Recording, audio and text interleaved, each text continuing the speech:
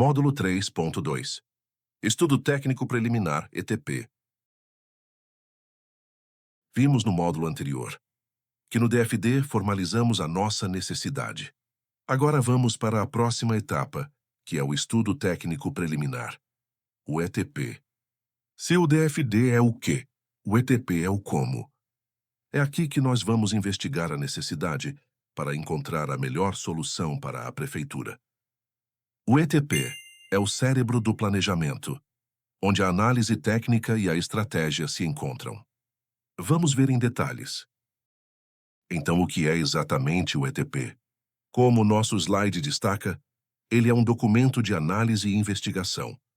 No ETP, além de simplesmente afirmar a necessidade, nós descrevemos o problema em detalhes. E o mais importante, avaliamos as diferentes soluções que o mercado oferece para resolvê-lo. Por exemplo, se o problema é o transporte, o ETP vai analisar: é melhor comprar carros ou alugar? Ao final dessa investigação, o ETP demonstra, com base em critérios técnicos e econômicos, qual é a solução mais vantajosa para a prefeitura. Desta forma, justificando a escolha que será feita. E qual a importância de fazer todo esse trabalho investigativo? Primeiro, e talvez o mais fundamental, ele traz segurança para o gestor. O ETP garante que a decisão de contratar foi baseada em um estudo aprofundado, e não em achismo. Ele é o documento que responde o porquê da nossa escolha, assim nos defendendo de futuros questionamentos. Segundo, ele gera eficiência ao analisar as opções. O ETP evita a compra de soluções erradas, caras demais ou que não resolvem o problema de fato.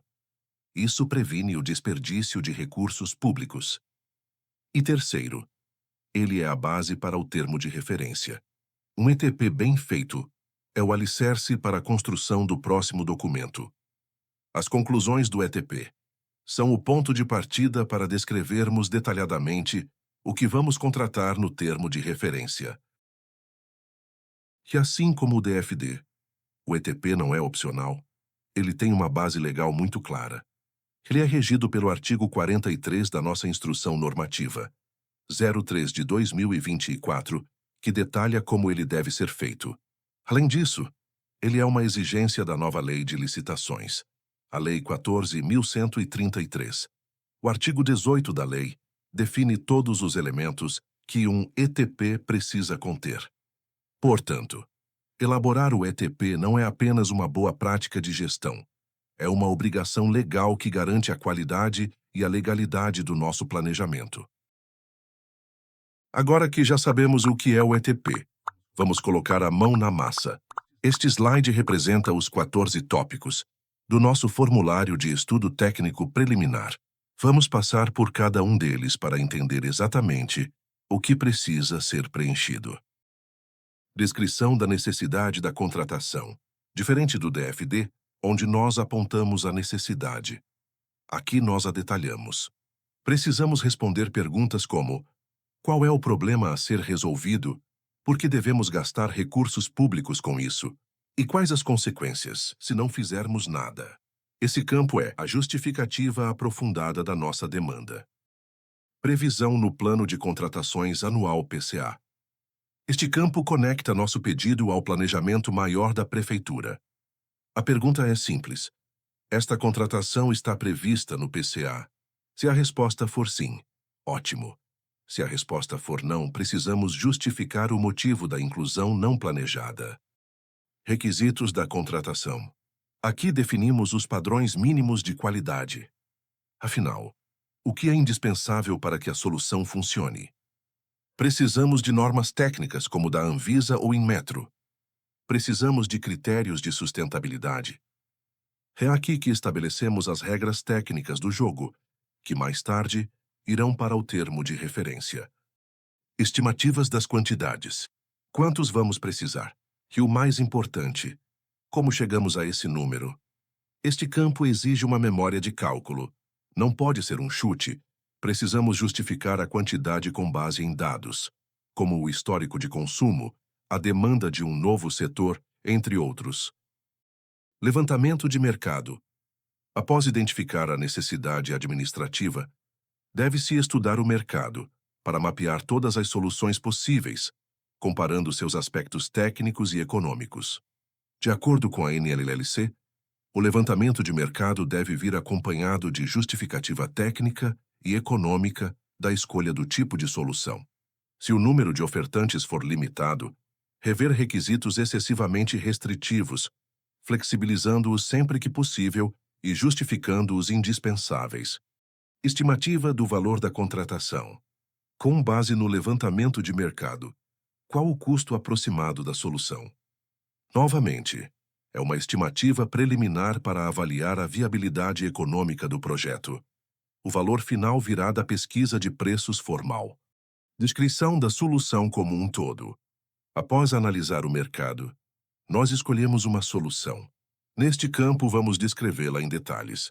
Se a solução é locação de veículos, aqui descrevemos como seria essa locação, incluindo manutenção, assistência técnica, etc. Justificativa para o parcelamento. A regra geral é: se o objeto pode ser dividido, ele deve ser parcelado para aumentar a competitividade. Se vamos comprar mesas e cadeiras, por que não fazer 2 itens separados? Assim, dividimos em lotes, aumentando a competitividade. Se decidimos não parcelar, agrupando em um lote só, precisamos de uma justificativa técnica e econômica bem fundamentada. Demonstrativo dos resultados pretendidos. O que esperamos ganhar com essa contratação? Além do produto ou serviço em si, mais eficiência, economia de tempo para os servidores e melhor atendimento ao público. Aqui descrevemos os benefícios e os ganhos que a contratação trará para a Prefeitura. Providências a serem adotadas pela administração. O que a Prefeitura precisa fazer internamente para que o contrato funcione? Precisamos adequar a infraestrutura? Precisamos capacitar servidores para fiscalizar o contrato? A necessidade de contratar terceiros? Importante salientar que, ao indicar os membros para a fiscalização do contrato, deve-se observar o princípio da segregação de funções. Não recomendamos que os membros da elaboração da fase preparatória atuem como membros da comissão de fiscalização. Contratações correlatas ou interdependentes. Este ponto é crucial. A pergunta é: este pedido depende de outro? Nos consórcios que participamos, exemplo, Sim Catarina ou o Sim Amunesc, já existe uma ata de registro de preços para este item? Se houver e optarmos por não usar, precisamos justificar o motivo. Possíveis impactos ambientais. A nossa contratação gera algum impacto no meio ambiente? Se sim, quais são? E quais medidas vamos tomar para mitigar esses impactos? Isso inclui desde o consumo de energia até a logística reversa para o descarte de materiais. Análise de riscos. Aqui pensamos no que pode dar errado. Quais são os riscos que podem comprometer o sucesso da licitação ou a boa execução do contrato? Com base no histórico, identificamos os riscos, avaliamos a probabilidade e o impacto de cada um e definimos um plano para tratá-los. Posicionamento conclusivo. Finalmente, o veredito. Depois de toda essa análise, a equipe de planejamento responde à pergunta final: a contratação é viável? Com base em tudo que foi estudado, a equipe declara se a contratação é viável, viável com restrições ou inviável. É o selo de qualidade do nosso planejamento. Como podem ver, o ETP é um documento denso, mas cada campo tem um propósito claro: garantir que estamos tomando a melhor decisão técnica e econômica para a Prefeitura. Para fecharmos nosso módulo sobre o estudo técnico preliminar, vamos fazer uma última verificação, abordando os pontos mais essenciais do documento. Descrição da necessidade. As perguntas que devemos nos fazer são: a descrição da necessidade está clara e objetiva? O ETP conseguiu explicar o problema de forma que qualquer pessoa que leia o documento entenda exatamente o que precisa ser resolvido. Quantitativos. As quantidades estão estimadas e principalmente justificadas no ETP? Não basta dizer que precisamos de 100 itens. precisamos ter a memória de cálculo, que mostra como chegamos a esse número. Valor estimado. Consta no ETP uma estimativa prévia do valor da contratação? Essa estimativa é fundamental para a análise de viabilidade econômica e para o planejamento orçamentário. Análise de parcelamento. O ETP justifica a decisão de parcelar ou não a contratação. Lembrem-se, o parcelamento é a regra. Se não for possível parcelar, a justificativa para o agrupamento precisa estar muito bem fundamentada. Viabilidade. Finalmente, a pergunta de ouro que resume todo o trabalho. A contratação é viável?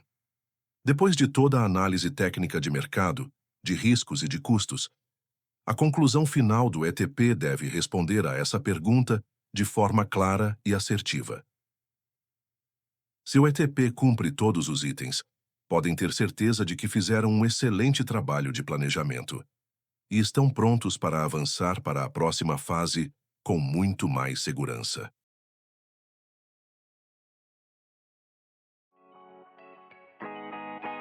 No módulo 3.2, continuamos com o estudo dos documentos que compõem o processo. Mostramos um pouco sobre o estudo técnico preliminar, vulgo ETP. Abordamos o que é o ETP, qual a sua importância e como preenchê-lo.